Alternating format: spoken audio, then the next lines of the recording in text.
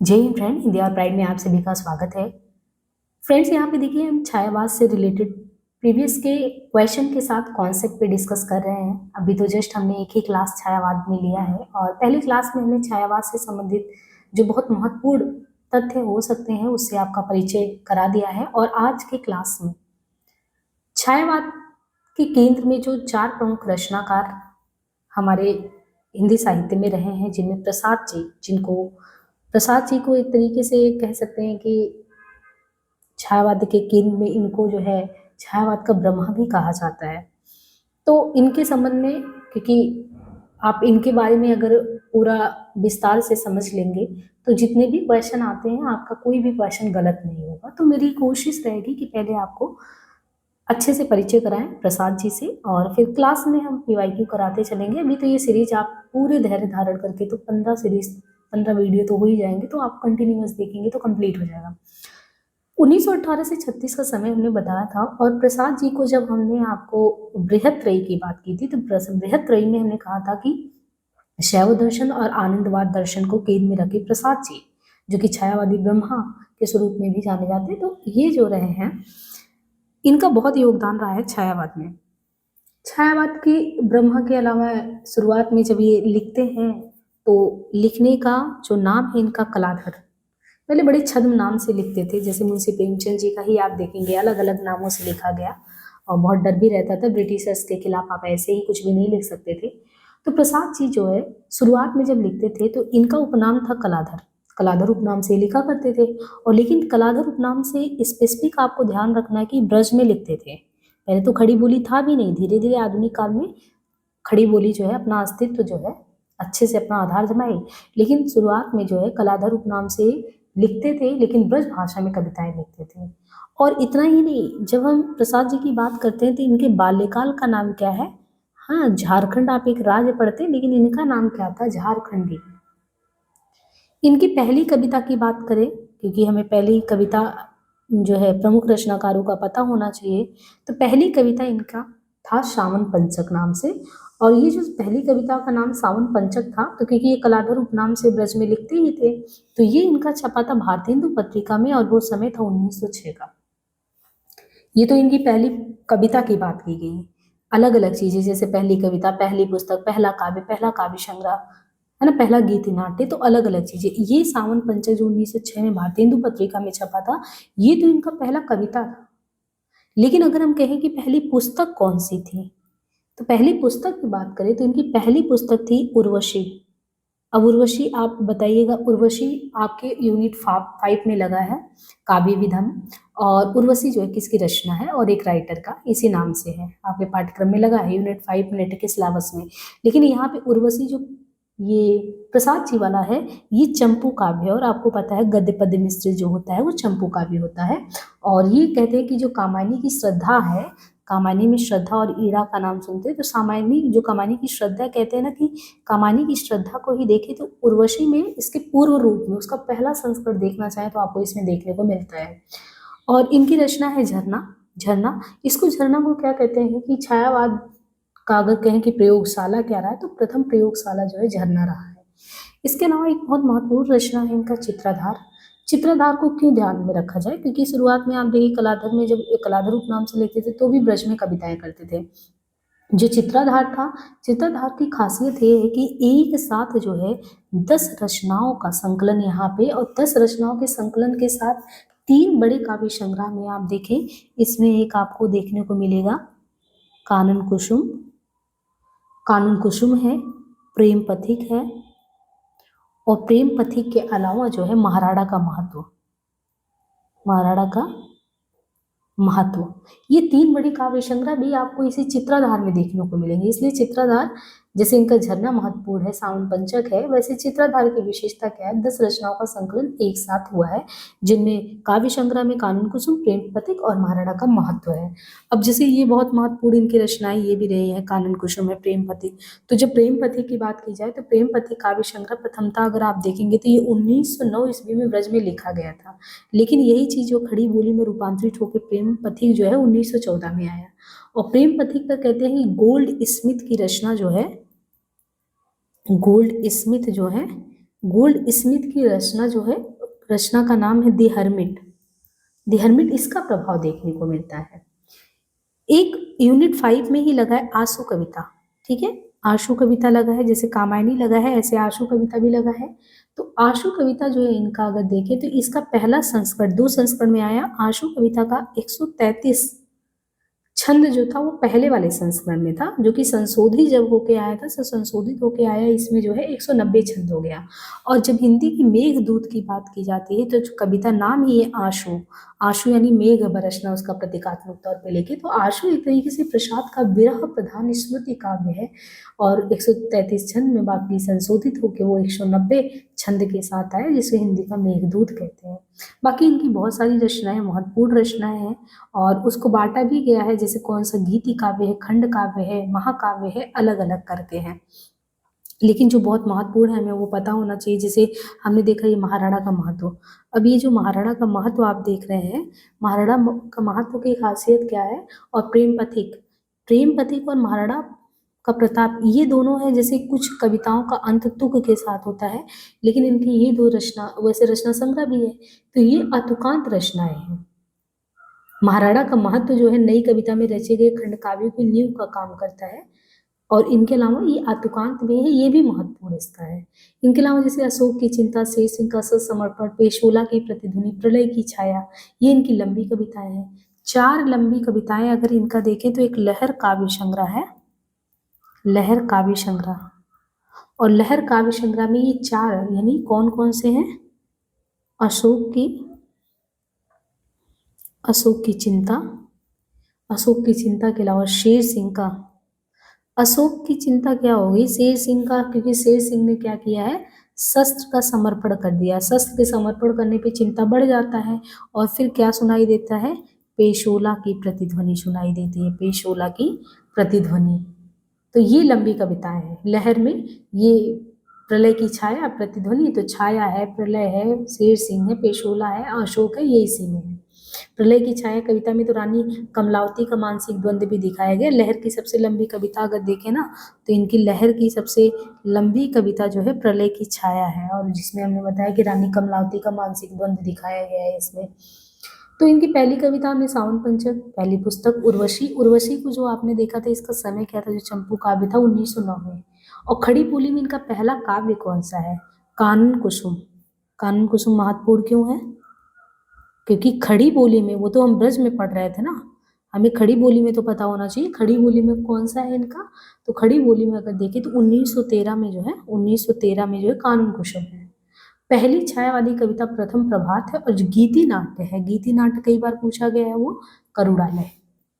अब देखिए, प्रसाद जी को पढ़ा जाए और कामायनी ना पढ़ा जाए तो फिर बात बनती नहीं है। तो थोड़ा बहुत हमें कामायनी के बारे में जानकारी होनी चाहिए, तो हम लोग जो है कामायनी पे बात कर लेते हैं। देखिए, कामायनी जो है, एक तो प्रसाद जी का एक महाकाव्यात्मक रचना है, और कुल कितने ये सर्ग में विभक्त है, 15 सर्ग में। महाकाव्यात्मक रचना है, कुल 15 सर्ग में विभक्त है। इसे याद कैसे करेंगे, क्योंकि इसका क्रम भी पूछा जाता है। तो मैंने कैसे याद किया है कि जब आप पढ़ेंगे कविता, तो मान लीजिए ये उत्तुंग शिखर है, ये ऊंचा शिखर है, और यहाँ पे इतनी ऊंचाई पे अगर आप पहुंच जाएं और नीचे खाई है, ढलान, इस तरीके से आप खड़ी वो है और आप उतर भी नहीं पा रहे, तो चिंता में होंगे कि हम यहाँ से उतरें कैसे। बिल्कुल यही घटना जो है किसके साथ हुआ है, मनु के साथ है। प्रलय, देखिए चारों तरफ पानी ही पानी है, और यहाँ पे चिंता में कौन बैठा है, तो पहला सर्ग क्या है, चिंता। मनु जो है यहाँ पे ऊपर जो है चिंता में बैठे, क्योंकि चारों तरफ उनको क्या है, जल ही जल दिख रहा है, चारों तरफ जल ही जल है, कैसे नीचे जाए। अब कोई आशा की कोई भी किरण नहीं दिख रही है। तो एक लड़की, अगर मान लीजिए आप यहाँ इतनी ऊंचाई पे बैठे हैं, और यहाँ से मान लो श्रद्धा आ रही है, और ये यहाँ पे मनु जो है बैठे हैं, यहाँ से देख रहे हैं मनु बैठ के कि कोई तो आएगा, यहाँ पे दिख रहा, हाँ कोई तो है, श्रद्धा आ रही है। तो अगर किसी को आप देखते हैं, तो देखते ही आपके मन में क्या सबसे पहले आता है, उम्मीद जगती है, आशा जगती है। तो बड़ा साइंटिफिक तरीके से देखिए कि कोई भी चिंतित व्यक्ति, उसके मन में आशा कब आएगा, जब वो किसी को देखेगा, कहाँ कोई आके बचा सकता है। इसलिए मनु जो है, जो चिंतित था, उसको उम्मीद हुई, आशा आया श्रद्धा को देखकर। लेकिन क्योंकि श्रद्धा लड़की है और स्वाभाविक सी बात है, श्रद्धा जो है सौंदर्य की प्रतिमूर्ति दिख रही है। आप जब पूरा पढ़ेंगे काव्य तो किस तरीके से वर्णन किया है प्रसाद जी ने, तो श्रद्धा कैसे नील परिधान वेश कैसे लग रही है। श्रद्धा को देखते ही मनु के मन में कौन सी भावना आई? काम की भावना आई। और काम और वासना दोनों एक ही साथ चलेंगे कि चिंता आतुर जो मनु थे, जैसे ही उन्होंने श्रद्धा को देखा, उनको देखते श्रद्धा के साथ काम और वासना दोनों ही उनके मन में आया। और जब काम और वासना आया तो एक लड़की जब देख रही है नज़र से, यहाँ पे बैठे मनु उस तरीके से उसे देख रहे, तो उसके सामने या उसको देख के उसको क्या आएगी? लज्जा आएगी। तो चिंता, आशा, श्रद्धा, काम, वासना, लज्जा, और फिर दोनों क्या है, क्योंकि इन्हें फिर ये है कि इस सृष्टि को आगे तक चलाना है। अब इन्हें इस सृष्टि को आगे तक चलाना है तो इन्हें पता है कि हमें सृष्टि को आगे तक चलाना कैसे है। तो ये जब बात होगी तो ये होंगे कि अब हमें क्या करना पड़ेगा, कुछ कर्म करना पड़ेगा। तो कर्म करना पड़ेगा किस तरीके से? नहीं, यहाँ पे कोई नहीं है, हम ही दोनों लोग के अलावा, तो हमें आगे बढ़ाना पड़ेगा। तो इसलिए जो काम वासना जो लज्जा है, वो लज्जा को साइड करके मनु और श्रद्धा अब दाम्पत्य जीवन में जो है बधेंगे, यानी क्या करेंगे? कर्म करेंगे। तो मनु और श्रद्धा कर्म। अब यहाँ पे देखिए, ये इतना पार्ट जो 7 पार्ट है जिसमें चिंता, आशा, श्रद्धा, काम, वासना इतना हुआ, और कर्म ये है, लज्जा और कर्म 7, 15 है, 17, 7 को आप अलग कर दीजिए तो मान के चलिए कि यहाँ तक ये लोग दाम्पत्य जीवन में बध चुके हैं। अब यहाँ पे एक बड़ी बात आती है कि जब दाम्पत्य जीवन में ये बध चुके होते हैं तो एक कदम आगे आप देखिए, ईर्ष्या कहाँ से आ जाता है? अब तो प्रेम भाव से रहना चाहिए। अब होता क्या है कि आप देखेंगे जो श्रद्धा है, श्रद्धा को बहुत ज़्यादा जानवरों से प्रेम है, जानवरों से बहुत प्रेम है, और फिर वो माँ बनने वाली गर्भवती भी है। तो क्योंकि उसका अपने बच्चे के प्रति ये दायित्व दिख रहा है कि बढ़ रहा है, और वो चिंता में आतुर जो मनु जो प्रेम उससे बंधे थे, अब उनकी तरफ उतना ध्यान जा नहीं रहा है। तो अब क्या है, मनु को लग रहा है कि व्यर्थ है, विवाह वगैरह कर लिए, बंधन में बंध गए, स्वच्छंद जीवन जीना चाहते हैं। अब उनको ईर्ष्या होती है और यहाँ से होता है टकराव और मोह भंग। तो मोह भंग होगा तो अब मनु क्या करेगा, जहाँ पे हमेशा श्रद्धा के पास जाता था रास्ता बदल लेगा, और जैसे ही रास्ता बदला उसको एक विकल्प मिल गया, विकल्प के नाम पे ईड़ा मिल गई। अब उसको लग रहा है कि ये लड़की तो विवाह कर ली और कुछ मतलब नहीं है। तो जब वो ईड़ा की तरफ, क्योंकि उसको ईर्ष्या हुई तो छोड़ दिया तो वो दूसरा रास्ता, वो श्रद्धा वाला रास्ता छोड़ के ये ईड़ा वाले रास्ते पे चल पड़ा। अब ईड़ा के साथ स्वप्न देखने लगा, जैसे ही नई लड़की को देखा स्वप्न देखने लगा उसके साथ जीवन। लेकिन इसे नहीं पता कि आगे जीवन में और भी संघर्ष है। तो स्वप्न के साथ जितना ही आप स्वप्न देखेंगे, स्वप्न को प्राप्त करने का भी संघर्ष होता है, और उस संघर्ष के दौरान इसके मन में क्या आता है, एक दर्शन आता है। कौन सा दर्शन आता है? निर्वेद का दर्शन आता है, निर्वेद। और जब निर्वेद दर्शन, तब जाके जीवन का रहस्य पता चलता है कि जीवन के रहस्य में आनंद की प्राप्ति ऐसे नहीं होती है। इसलिए चिंता, आशा, श्रद्धा, काम, वासना, लज्जा, कर्म, ईर्ष्या, ईड़ा, स्वप्न, संघर्ष, निर्वेद, दर्शन, रहस्य, आनंद, इसको लिखेंगे कई बार। बस ये ध्यान रखिएगा, रहस्य और आनंद बिल्कुल अंतिम में है, और इसी तरीके से आप याद करेंगे तो वैसे भी आपको याद हो जाएगा। यहाँ पे जैसे मनु, श्रद्धा और ईड़ा और कुमार, जिसमें मनु जो है इनके प्रतीकात्मक को किया जाता है कि जो मनु है, प्रसाद जी ने मनु मन का प्रतीक माना है, और जो श्रद्धा नायिका है उसको, श्रद्धा को हृदय का प्रतीक के तौर पे प्रयोग किया है, और जो बुद्धि का प्रयोग किया गया कि बुद्धि कौन है, तो बुद्धि कौन है, ईड़ा नाम की लड़की को, और कुमार जो है, कुमार मानव का प्रतीक है, तो प्रतीकात्मक है। कुल मिला के कामायनी की कथा वस्तु के बारे में भी पूछा जाता है कि कामायनी की कथा वस्तु है क्या, तो कामायनी की कथा वस्तु जो है उसमें आधार आप देखेंगे तो उसमें आपको ऋग्वेद भी मिलेगा, ऋग्वेद के साथ आप देखिए तो छांदोग्य भी मिलेगा। इसके दर्शन पूछे जाते हैं क्या क्या रहे, ऋग्वेद है, छांदोग्य है, छांदोग्य के साथ इसमें सतपथ ब्राह्मण भी है, श्रीमद् भागवत भी है, तो ये सारी चीजें हैं। लेकिन जो कामायनी में घटना है वो कहाँ से आया है, मतलब ऋग्वेद, छांदोग्य, सतपथ तो है, लेकिन जब घटना की बात की जाएगी तो घटना जो है वो सतपथ ब्राह्मण से लिया गया है। और इसकी बाहरी ढांचा कहते हैं काफ़ी हद तक, जैसे हमने इसके संबंध में पहले भी बताया था कि आपको उर्वशी में बहुत चीज़ें श्रद्धा का पूर्व रूप देखने को मिलता है, ऐसे इसके काफ़ी हद तक ढांचे को कहते हैं कि कामना नाटक से लिया गया है, ये भी है। कामायनी में जिस आनंदवाद की अभिव्यक्ति हुई, उनका एक प्रसाद जी का एक नाटक है, कभी नाम सुना हो आपने, एक घूंट नाटक करके है। कहते हैं कि ये चीज़ पहले उसमें ही आप देख लीजिए तो वो मनोभाव आपको इसमें देखने को मिलेंगे। कामायनी में पुरुष के तौर पे मनु को इन्होंने किया है, तो मनु और पहली स्त्री यानी प्रथम पुरुष मनु है, पहली स्त्री श्रद्धा है। मनुष्य के संपूर्ण अस्तित्व की कथा को इन्होंने कहा है। और फिर स्वप्न और संघर्ष सर्गों में सारस्वत प्रदेश का वर्णन है कि कैसे जो है सारस्वत प्रदेश का मतलब आज के समय में आप देखो जब पूंजीवादी व्यवस्था की बात कर रहे हो, भौतिक चारों तरफ भौतिकता की छाया हुआ है, तो पूंजीवादी सभ्यता और वर्ग संघर्ष जो है वो हमारे औद्योगिकरण से संबंधित प्रसंग को जोड़ के दिखाया गया कि हम लोग स्वप्न की बात करते हैं। जैसे एक तरफ आप इस समय आप इन्वायरमेंटल क्राइसिस देख रहे हैं ना कि बहुत ज़्यादा आपको डेवलपमेंट भी चाहिए, और जैसे ही आप विकास की बात करते हैं तो विकास के पीछे आप जब इतनी कोई धारणा रखते हैं तो उसके पीछे आप उसको कितनी चीज़ों को दांव पे लगा रहे हैं, इस पे आपका ध्यान नहीं रहता है। तो बिल्कुल यही चीज़ इनके साथ भी हुआ है।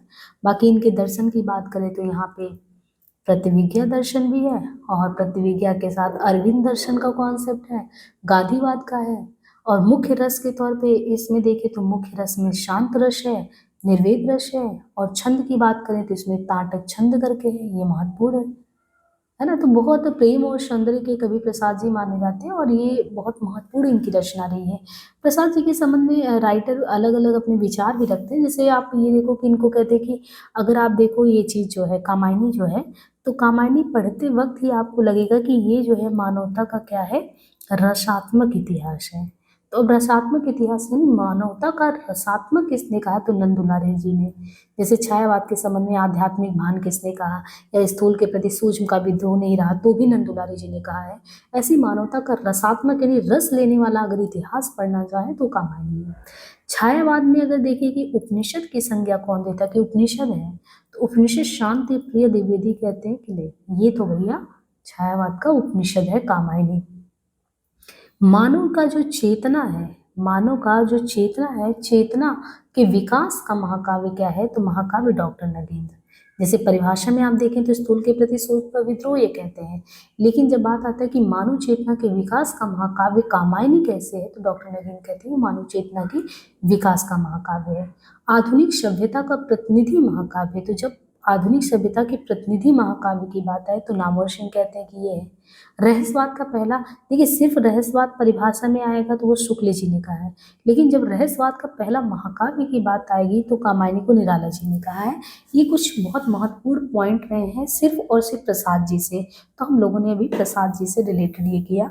और ये भी ध्यान हमें रखना है कि ये जितनी भी रचनाएं हैं इनके ही हैं। जैसे उर्वशी को ध्यान रखें, तो इसको भी हम बताएं कैसे याद कर सकते, थोड़ा सा एक ट्रिक है। ट्रिक मतलब आप मेरा ट्रिक ऐसे ही देखते हैं कि आप जो है उसी में से पढ़ के उसी से अर्थ निकालना है। आप ये देखिए उर्वशी, उर्वशी कौन थी, स्वर्ग की अप्सरा है ना। जब आप उर्वशी जो है दिनकर जी का पढ़ेंगे तो उसमें भी आपको पता चलेगा कि उर्वशी जो है क्या है, स्वर्ग की अप्सरा है। तो प्रसाद जी कहते हैं कि उर्वशी ने जो स्वर्ग की अप्सरा जब धरती पे आई होंगी तो कहाँ मिलने गई होंगी। वो कथानक आप पढ़ते हैं ना कि वो मिलने गई, तो उनका कैसे विवाह हुआ यहाँ पे, और वो मानवीय रूप के साथ कैसे आगे बढ़ी। तो उर्वशी और पुररवा की कहानी जब आप सुनते हैं तो इमेजिन करिए कि प्रसाद कह रहे हैं कि प्रसाद जी कह रहे हैं कि उर्वशी जो है स्वर्गलोक की अप्सरा धरती पे आती, पुररवा से मिलने कहाँ जाती, वन में मिलने। और जब उर्वशी वन में मिलने जाती है, ये घटना 1909 का, तो जाती है मिलती भी है तो समय बहुत ज़्यादा नहीं लगता, 1909 में ही मिल लेती है।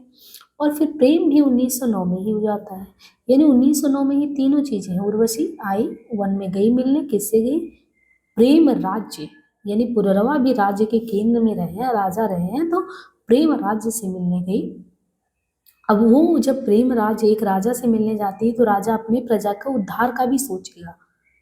तो ये क्योंकि वो पहले से पुररवा आप देखेंगे तो उसमें जब पूरा कथानक पढ़ेंगे तो पुररवा पहले से ही विवाहित है, तो प्रेम हुआ उनको पुररवा से, और वो अपने यहाँ के उद्धार की बात करते हैं।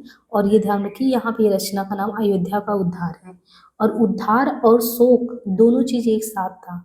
एक चीज आप ध्यान रखिए, इसको आप ऐसे भी जोड़ सकते हैं, अयोध्या के उद्धार की बात हुई कि प्रभु श्री राम को ये था कि अब बैठा देना है हमको, राज्याभिषेक होना है। और शोक क्या हुआ कि जैसे जो है उनकी माँ ने जो है 14 वर्ष के वनवास के लिए कह दिया। तो अयोध्या में उद्धार और शोक एक साथ आया था, 1910 में ही दोनों आया था, उद्धार और शोक दोनों एक साथ आया। फिर आप देखेंगे वाहन पे बैठ के प्रभु श्री राम जी कानन यानी जंगल की तरफ निकल गए, क्योंकि 14 वर्ष काटना था। तो वाहन पे 1911 में बैठे और कुसुम यानी कानन कुसुम 13 में चल गए, लेकिन रास्ते में उन्हें बहुत प्रेम मिला। जब वो पथ के पथिक बने, आप देखते हैं कि उनको बहुत ज़्यादा जो है प्रेम मिलता गया, प्रेम पथिक। और ये महाराणा का महत्व और चित्राधार, चित्राधार 10 रचनाओं के संबंध में बताते हैं, बहुत महत्वपूर्ण है। तो देखिए फिर टाइम लगा 1914 से 18, यानी महाराणा का महत्व हमने देख लिया था, इसमें जो संकलित था, और चित्राधार तो 10 का वो था ही, तो 1918 में चित्राधार आया है। झरना इनका बहुत महत्वपूर्ण है 1918 में, तो झरना के संबंध में भी बताया था 1918 में। आंसू बहुत महत्वपूर्ण है आंसू का, तो किनका समय आपको भी ध्यान रखना है, एक जो बहुत महत्वपूर्ण चित्राधार 1918 में, और देखिए चित्राधार और आंसू, चित्राधार हो गया और झरना दोनों ही 1918 में, तो दोनों का डेट ध्यान रखिएगा। बाकी आंसू 1925 में है। लहर, लहर बड़ा वो काव्य संग्रह जिनमें संकलित है सब, तो आंसू के बाद जो है सीधे लहर आया था 1933 में, लहर, और कामायनी जो है 35 में। यहाँ पे हम लोग बहुत अच्छे से जो है प्रसाद जी को, उनकी रचनाओं को, वो कॉन्सेप्ट को सब बढ़िया से समझ लिए हैं। अब चलिए हम थोड़ा सा एक बार रिवाइज कर लेते हैं। तो हम जो छायावादी एक स्तंभ से रिलेटेड जितने भी कॉन्सेप्ट के पॉइंट है कर लिए हैं। अब आप क्वेश्चन करेंगे ना इसको पढ़ने के बाद, तो आपको कॉन्फिडेंस बहुत अच्छा आएगा। देखिए झारखंडी या कलाधर नाम से जो है इनको जाना जाता है, प्रसाद जी को। वाराणसी, अरे इनका वाराणसी जो है जन्म स्थान रहा है, ठीक है। और समय भी ध्यान रखिए 1889 से 1937, 1889 से 1937। मुन्नी देवी, देवी प्रसाद इनके पिताजी थे। उर्वशी 1909 में, उर्वशी कहाँ गई, वन में मिलने, 1909 में। प्रेम हुआ 1909 में। अयोध्या का उद्धार होने ही वाला था 1910 में, लेकिन शोक में डूब गया अयोध्या नगरी, और इसकी वजह से वाहन पे बैठ के प्रभु राम को 11 में निकलना पड़ा 14 वर्ष के वनवास के लिए। वो कहाँ गए, कानन में गए, जंगल में गए, और वहाँ रास्ते में उन्हें प्रेम मिला, बहुत प्रेम मिला, है ना। जब सब्जी के जूठे भी सब चीज़ हुआ। फिर महाराणा का महत्व 14 है, आंसू 25 है, लहर 33 है, और कामायनी 35 है। और इनके अलावा हमने 2 रचनाओं के बारे में और भी बताया। झरना 1918, चित्राधार और झरना का समय 1918 है, ध्यान रखिएगा। वो प्रसाद की खड़ी बोली की कविताओं का पहला संग्रह, देखिए खड़ी बोली की जो कविताओं का पहला संग्रह है वो कानन कुसुम है। खड़ी बोली की, क्योंकि आप देखो कलाधर जो लिख रहे थे ये ब्रज में लिख रहे थे, लेकिन खड़ी बोली की जब बात आती है तो खड़ी बोली कविताओं का जो है पहला इनका जो संग्रह है उसका नाम क्या है, कानन कुसुम। प्रसाद की ब्रजभाषा की कविताएं चित्राधार में संकलित हैं। कामायनी के 15 सर्ग हमने देखे, कैसे याद कर सकते हैं। और अगर आपको नहीं याद हो तो एक बार जो है जिस तरीके से हमने आपको याद कराया था उसी तरीके से बैठिएगा, और एक ऐसे इस तरीके से बनाइएगा, वो तुंग शिखर पे बैठाइएगा, और फिर यहाँ पे एक मनु को बैठाइएगा। यहाँ से श्रद्धा आ रही होंगी, मनु को, श्रद्धा को देख के एक उम्मीद जगेगी। फिर उम्मीद के बाद क्या होगा, देखिए ये क्रम हमने आपको बताया था, थोड़ा भूल भी रहा होगा कि कैसे यहाँ मनु बैठे हैं, यहाँ श्रद्धा आ रही है, उनको देख के आशा है, क्योंकि ये इनको देख के मन में काम और वासना दोनों भाव एक साथ आता है। तो श्रद्धा देख के ये लजा जाती हैं, और जैसे लज्जा का भाव आता है मनु और श्रद्धा दाम्पत्य जीवन में बंधने की बात करती है, यानी कर्म में लीन होती है। और कर्म जब शुरू होता है, फिर हमने कहा था 7 तो ऐसे याद किए, फिर बीच में क्या हो गया, ईर्ष्या यानी अबलगाव शुरू हुआ 8वें नंबर पे, ईर्ष्या। ईर्ष्या के बाद ये दूसरा रास्ता ढूंढ लेते हैं, और रास्ता ईड़ा का ढूंढ लेते हैं, ईड़ा के स्वप्न में खो जाते हैं। स्वप्न के साथ संघर्ष आता है कि नहीं, जीवन में जितने स्वप्न देखेंगे उतने संघर्ष आएंगे।